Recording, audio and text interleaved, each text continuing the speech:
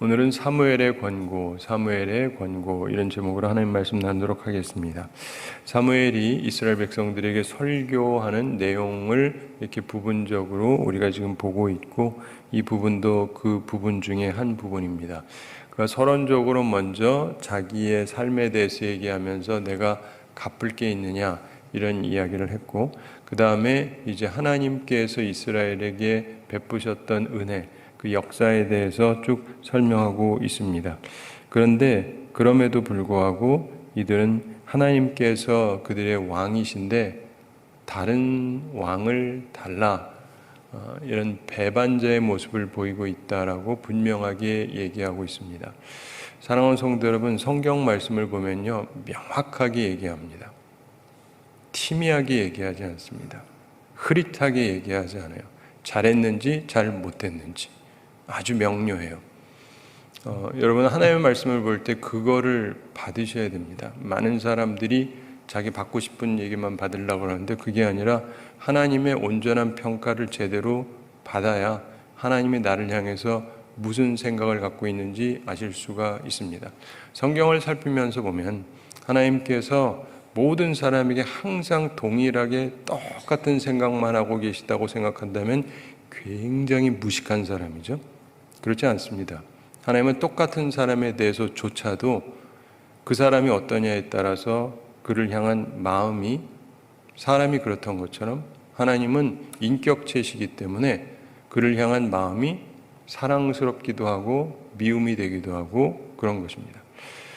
두 남녀가 좋아서 평생 사랑하고 살기로 약속을 하고 결혼을 해도 그 다음에 상대방이 어떻게 하느냐에 따라서 사랑이 계속 지속되기도 하고 어떤 경우는 꼴도 보기 싫어지고, 그러는 거는요, 내가 바뀐 것도 있을 수 있지만 상대방이 바뀌었기 때문에 그런 경우가 많이 있습니다.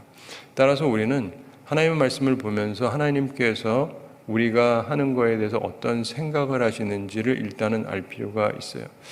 전 어려서부터 우리나라가 항상 좀 이렇게 혼란스럽다고 생각을 했는데, 대학교 때도 참 혼란했고 지금도 혼란하고 항상 그런데, 왜 그러냐면 성경 말씀대로 안 살아서 그래요.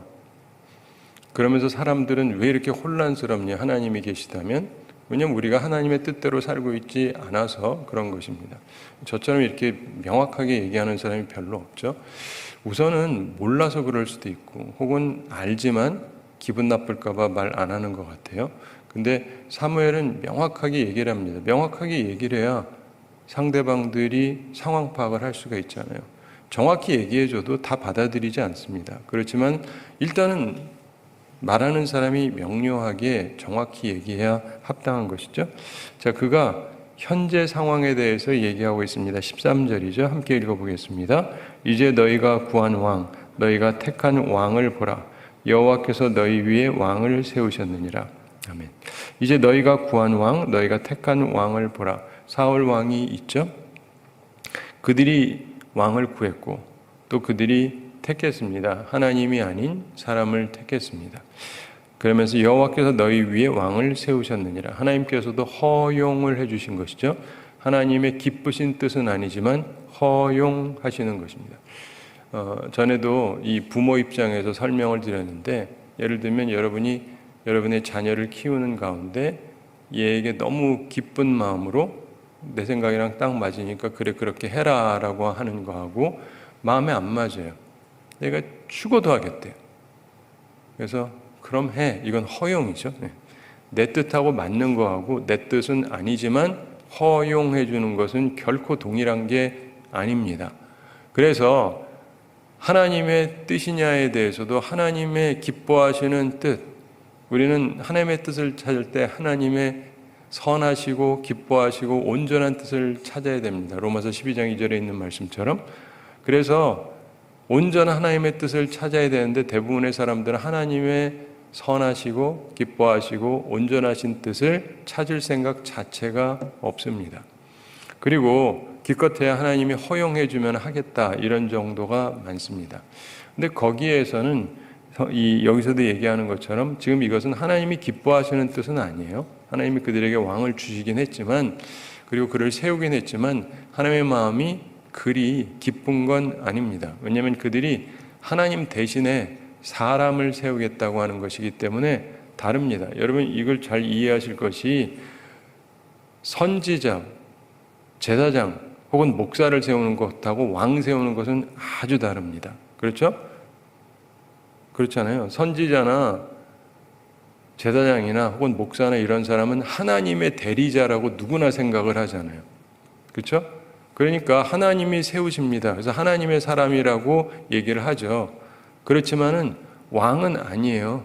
물론 하나님이 세워주시지만은 처음부터 하나님의 대리자로 서서 꼭 하느냐? 그거 아니라는 거 다 아시잖아요. 그러니까 하나님께서 허용을 하시는 거지 좋아서 세우시는 것은 아닙니다. 그런데 어쨌든 그렇게 됐다라고 설명을 하면서 이거를 이해를 해야 그 다음에 하는 얘기가 중요하게 이해가 될 수 있습니다. 그 다음 절에서 지켜야 될 전제 조건을 말씀하고 불순종하면 하나님께서 치실 것이라는 얘기를 명료하게 하고 있습니다. 그것은 사무엘이 자기가 기분 나빠서 하는 얘기가 아니라 하나님의 말씀을 대언해야 되기 때문에, 하나님의 뜻을 대언해야 되기 때문에 하는 것입니다. 여러분들 자녀들에게 어떤 걸 허용할 때, 그런데 그 허용이 어느 선을 넘어가 버리면 내가 가만 안 두겠다 이럴 수 있죠. 그런 것처럼 우리들의 삶 가운데도 하나님이 하신 이 부분에 대한 온전한 이해가 필요합니다. 우선 지켜야 될 전제 조건이 있다고 말씀합니다. 14절 함께 읽어보겠습니다. 너희가 만일 여호와를 경외하여 그를 섬기며 그의 목소리를 듣고 여호와의 명령을 거역하지 아니하며 또 너희와 너희를 다스리는 왕이 너희의 하나님 여호와를 따르면 좋겠지만은. 아멘. 사실 이 내용은 우리가 교회를 다니면 좀 잘 아는 내용 중에 하나입니다. 항상 비슷한 전제 조건을 하나님께서 말씀하고 계시는데, 너희가 만일 여호와를 경외하여 그를 섬기며 이렇게 말씀합니다. 이것은 백성들을 향한 권면의 말씀이죠. 이스라엘 백성들은 여호와 하나님을 경외해야 합니다. 경외한다는 것은 두려워하는 걸 뜻하지 않습니까? 두려움을 갖고 있어야 됩니다.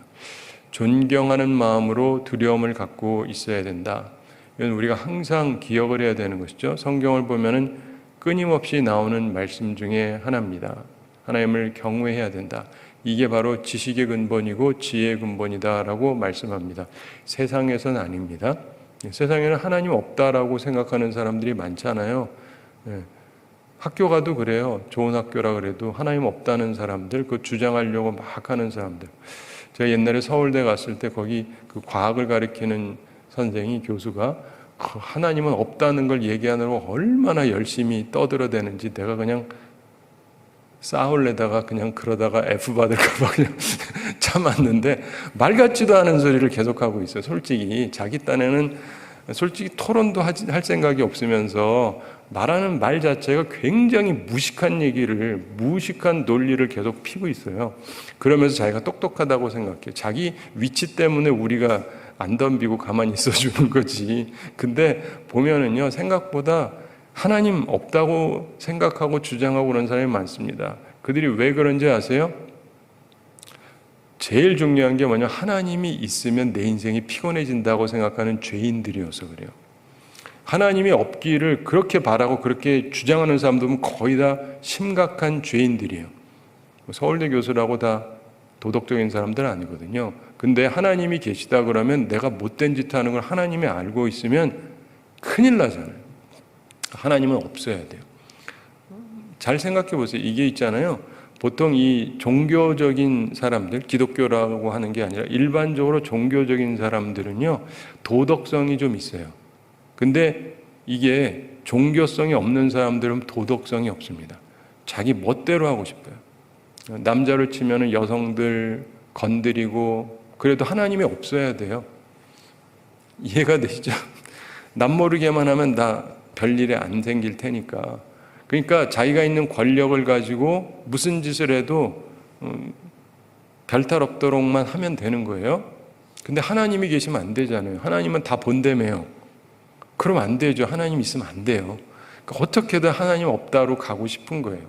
자기 마음속에서도 양심을 지워버리고 싶은 거죠. 그래서 보시면은요, 하나님이 없다는 사람들은 거의 다 똑같아요. 양심이 없는 사람들이에요. 진짜. 왜냐면은요, 조금만 생각을 해도요, 종교라는 건 사회에 굉장히 도움이 됩니다. 왜냐하면 우리는 양심을 자꾸 생각하잖아요. 오늘도 화나는데 그놈을 안 때리고 안 죽이는 이유가 내가 예수 믿기 때문인 거잖아요. 하지 말라니까. 그래서 우리는 도덕성을 지키고 살고, 나도 사기칠 수 있다 할지라도 안 치는 이유가 도덕성 때문이잖아요. 하나님에 대한 경외심. 그렇죠? 그렇기 때문에 우리는 하나님에 대한 경외심을 가지고 그분을 섬겨야 됩니다. 그런데 왜 이야기를 하냐면, 그렇다고 교회 다닌다고 다 하나님을 경외하냐면 아니거든요. 참 이해를 할 수가 없어요. 제가 최근에 예전에 제가 성장하던 교회에 사람들이 이렇게 카톡방을 만들어서 자기들이 올리는데, 주로 저보다 나이 많은 사람들이 이렇게 해서 전 그냥 눈팅이라 그래요. 말도 안 하고 그냥 보기만 하는데, 근데 최근에 뭘 올렸는데 거기 거의 시무장로도 있고, 하여간 말하면 안 되겠다. 근데 하여간 그런 게 있는데, 이 사람들이 먹는데 이렇게 뭐가 있어요. 병이 이렇게 있는데 전 잘 모르는데 저게 뭐지? 어디서 본 것 같은데 저거 술 아닌가? 그래가지고 살펴봤더니 술이 맞아요. 아니, 교회 시무장로랑 딴 사람들이랑 모여가지고 술잔 마시고 이걸 또 찍어서 올리는 건 또 뭐예요? 하나님을 경외하면 이런 짓을 할 수가 있어요? 나 보면서 참 세상이 타락해도 정말 너무했다. 해도 몰래나 할 것이지. 두려움이 없어요. 두려움이. 몰래나 할 것이지. 그걸 사진에 딱 찍어서 올리면은 증명사진이 되는 건데. 보면서 하나님을 경외해야 되는데, 하나님 경외함이 너무 없으면 하나님이 좋아하지 않습니다. 그래서 하나님을 두려워해야 돼요. 그래서 제가 자꾸 이런 얘기를 하죠. 하나님에 대한 인식이 있어야 된다. 지금 이 자리에 하나님이 계시다면 그 짓을 할 수 있나 생각해보면 이상한 짓은 안 해요. 그리고 우리가 하나님을 생각하는 순간에는 나쁜 짓은 거의 안 합니다. 여러분들 생각해 보시면은 혹시라도 무슨 죄를 짓거나 나쁜 짓을 할 때 보면 하나님 생각 안 할 때예요. 하나님에 대한 인식이 없어요. 두려움은 당연히 없고. 그러니까 그 짓을 하는 거죠. 근데 하나님을 경외하고 그분을 섬겨야 된다. 그리고 그의 목소리를 듣고 그의 명령을 거역하지 아니하며, 이런 말씀을 하는데, 하나님의 백성들은 하나님의 목소리를 들어야 합니다. 혹시라도, 난 자주 말했지만 잘 못 들으셨던 분 중에 하나는 뭐가 어때요 그러시면, 잠언에서 분명하게, 잠언 23장에서 포도주 같은 경우도 쳐다보지도 말라고 성경은 명확하게 얘기를 했습니다. 그러니까 성경에 대한 지식을 꼭 아시고 사셔야 돼요. 안 지키는 거야 자기 자유지만 그 다음에 심판은 스스로가 받으셔야 마땅한 것입니다. 근데 하나님의 목소리를 듣고 여호와의 명령을 거역하지 아니하며, 백성들은 하나님의 목소리를 들어야 되고, 그리고 여호와 하나님의 명령을 거역하지 않고 순종해야 하는 것입니다. 또 너희와 너희를 다스리는 왕이, 그리고 이스라엘 백성과 그들을 다스리는 왕 사울이 함께, 지금 백성뿐만이 아니에요. 왕도 마찬가지인데, 너희의 하나님 여호와를 따르면 좋겠지만 온전한 마음으로 여호와 하나님을 따라야 한다는 것입니다. 순종한다면 좋을 것이다. 이것은 전제 조건입니다. 사랑하는 성도 여러분, 우리가 왕이 있다, 그 왕이 하나님을 따르지 않는다, 괜찮은 거 아니에요. 하나님의 말씀에 위배되게 한다, 괜찮은 거 절대 아닙니다. 그러면 우리 같이 심판받게 돼 있어요. 괜찮은 거 아닙니다. 그건 그 사람 몫이지가 아니에요. 여러분, 윗사람이 어려워지면 다 같이 힘들어집니다. 집안에서요, 가장이 힘들어지면 집안이 다 힘들어지죠. 그렇기 때문에요, 백성들도 그렇고 왕도 그렇고 하나님을 온전히 섬기고 따라야 돼요. 그런 나라가 돼야 돼요. 사실은 왕이 있다는 것 자체만으로도 별로 하나님 보시기에 좋은 것도 아니지만, 그러나 왕이 있다 할지라도, 대통령이 있다 할지라도 하나님의 말씀을 따라야 맞는 거예요. 근데 이게 꼭 전제가 돼야 된다. 이게 선지자를 통해서 하나님께서 이스라엘 백성들에게 주시던 말씀입니다. 그러면서 불순종하면 하나님께서 치실 것이다. 이렇게 분명하게 말씀합니다. 15절 함께 읽어보겠습니다. 너희가 만일 여호와의 목소리를 듣지 아니하고 여호와의 명령을 거역하면 여호와의 손이 너희의 조상들을 치신 것 같이 너희를 치실 것이라. 아멘. 너희가 만일 여호와의 목소리를 듣지 아니하고, 만약에 여호와 하나님의 목소리를 듣지 아니한다면, 만일이지만 하나님의 목소리에 관심을 갖지 않고 들린다 할지라도 들으려고 하지 않고, 그러면서 여호와의 명령을 거역하면, 여호와 하나님의 명령을 순종하지 않고 거역을 한다면, 이럴 수가 있나요? 있습니다. 교회도, 대통령도, 모든 사람들도, 목사도, 장로도 하나님의 말씀을 알지만 거역하는 사람들이 역사 속에서 항상 있었어요. 지금도 있고 앞으로도 있을 겁니다. 그러니까 지옥이 있지요.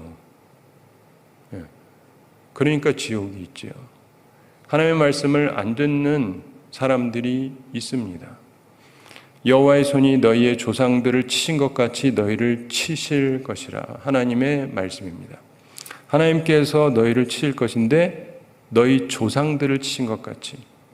이게 역사를 얘기하잖아요. 하나님의 택한 백성들인데 하나님께서 계속 때리셨단 말이에요. 너희도 때리겠다. 그리고 실제로 때리시죠.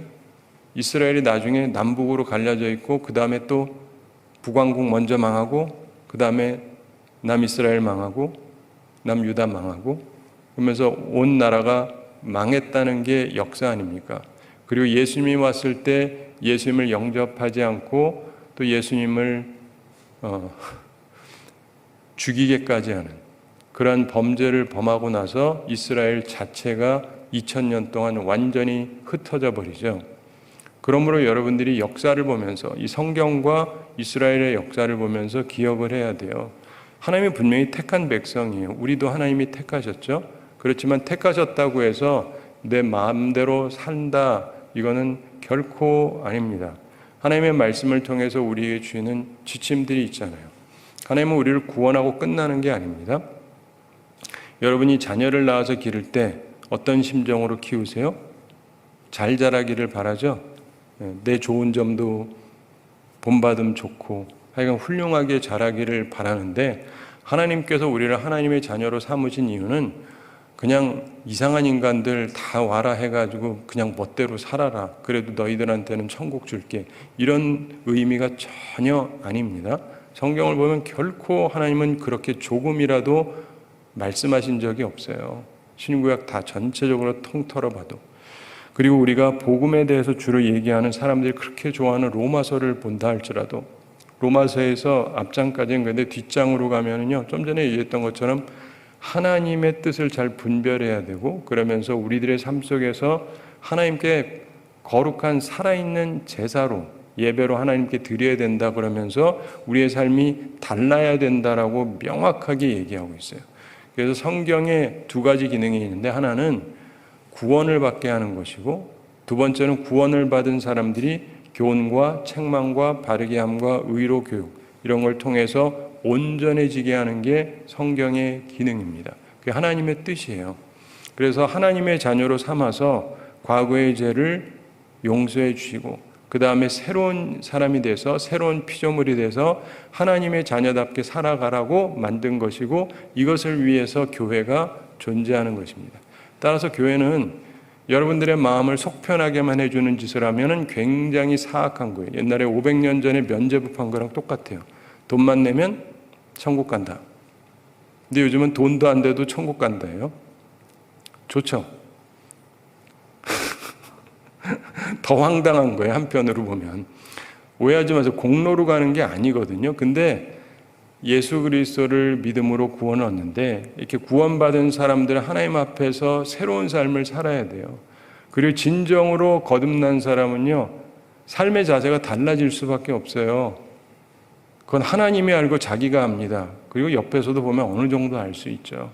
그렇기 때문에 자기의 삶 속에서 그냥 교회에 다니고 직분 가지고 그럼 천국 가는 게 아니고요, 그냥 이상한 데로 갈 확률이 굉장히 높습니다.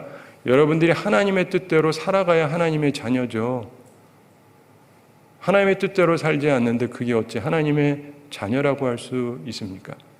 그러므로 저는 여러 번 말씀드리는데 제가 때때로 좀 불편한 얘기를 하는데 이유가 뭐냐면요. 저의 목표가 그래요. 온 세상 사람들은 못해도 나랑 같이 알고 있는 사람들은 최대한 지옥에 안 보내자.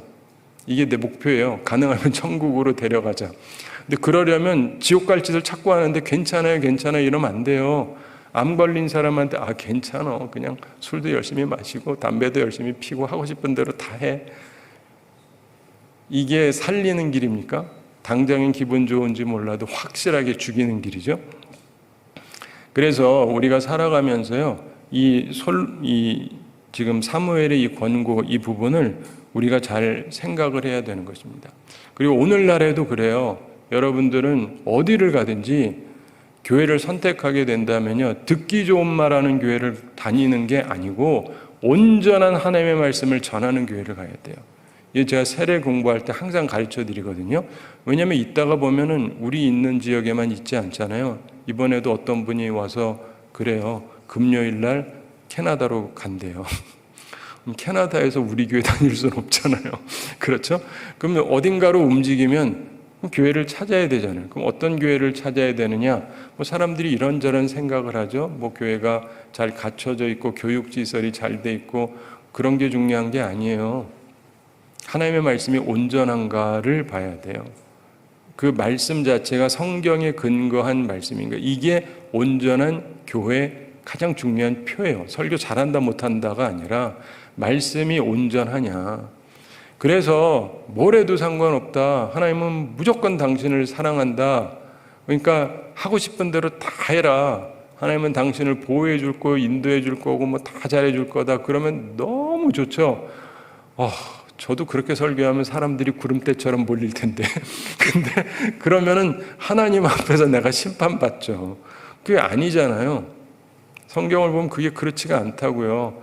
그런 식으로 해가지고 사람 얼마든지 나도 많이 모을 수 있는데 좋은 얘기만 해주면 참 좋을 텐데 그럼 내가 하나님한테 맞을 걸 생각하니까 하나님을 경외하기 때문에 하나님이 두렵기 때문에 그 짓을 못해요. 그러니까 여러분도 잘 생각을 하셔야 돼요. 정말 중요한 것은 하나님의 말씀이 원하는 하나님의 뜻을 알아야 되고 그리고 하나님의 전제 조건을 생각해야 되고 잘하면 괜찮지만 그렇지 않으면 가만 안 두겠다. 이게 하나님의 말씀이에요.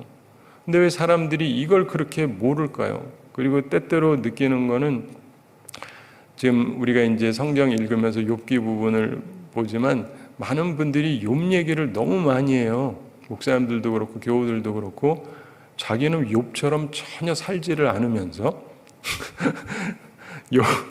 욥은 참 훌륭한 믿음의 사람이었거든요. 근데 자기는 욥처럼 살지도 않았으면서 자꾸 욥이랑 자기랑 이렇게 갖다 짜맞추기예요. 근데 욥은 하나님 앞에서 온전한 사람이었고 대부분의 사람들은요 욥이랑 비슷하지도 않습니다. 그렇기 때문에 욥은 아무 죄가 없지만 그런 어려움이 있었던 거고 죄송한데 사실 많은 사람들이요 고통당하는 걸 보면 자기 죄값인 경우가 훨씬 많습니다. 진짜로 그래요. 그럼 좀 자신을 돌이켜봐야죠. 내가 왜 이러지? 우리 애들이 왜 이러지? 우리 집안이 왜 이러지?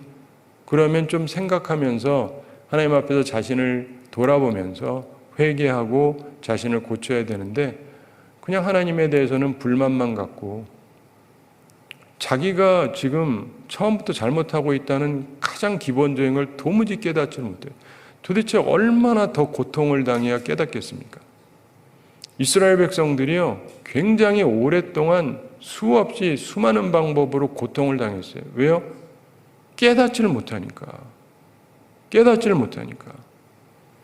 그러니까 나는 살면서 항상 힘들었다.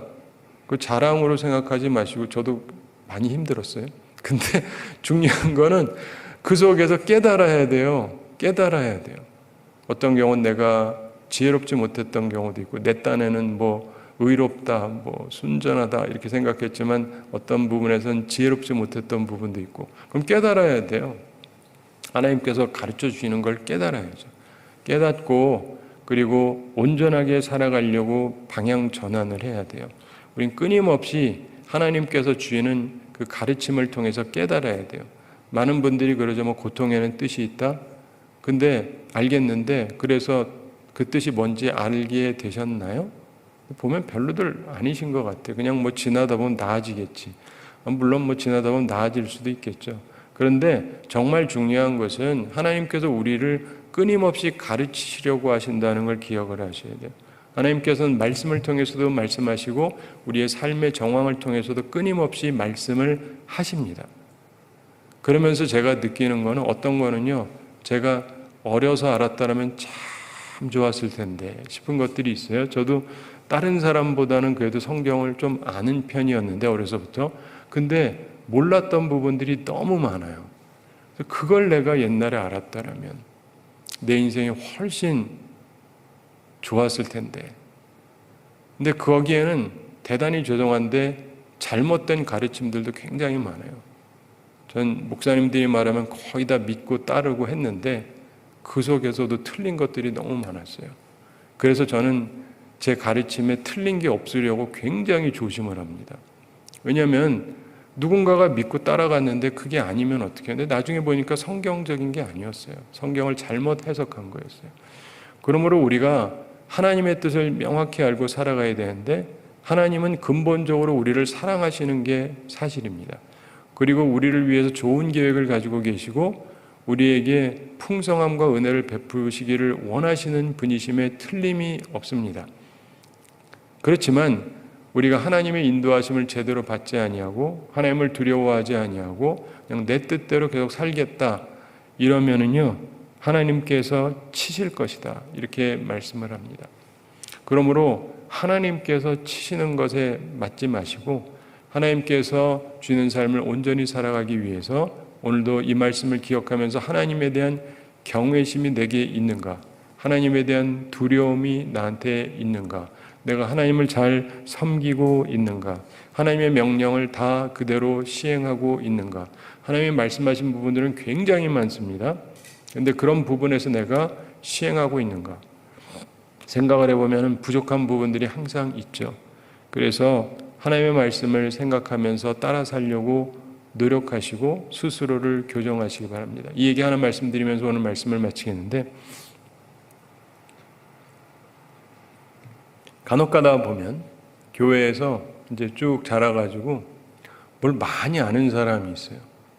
굉장히 그 날카롭게 사람들을 비판을 합니다. 뭐 목사님도 비판하고 사람들도 비판하고 뭐 비판을 막 하는데 들어보면 뭐 틀린 얘기는 아니에요. 틀린 얘기는 아니에요. 근데 그 사람 자체를 보면 인생이 굉장히 꼬이고 쉽지가 않아요. 근데 왜 그런지 아세요? 남은 평가를 명확하게 하는데 자기는 못 봐요. 이게 문제.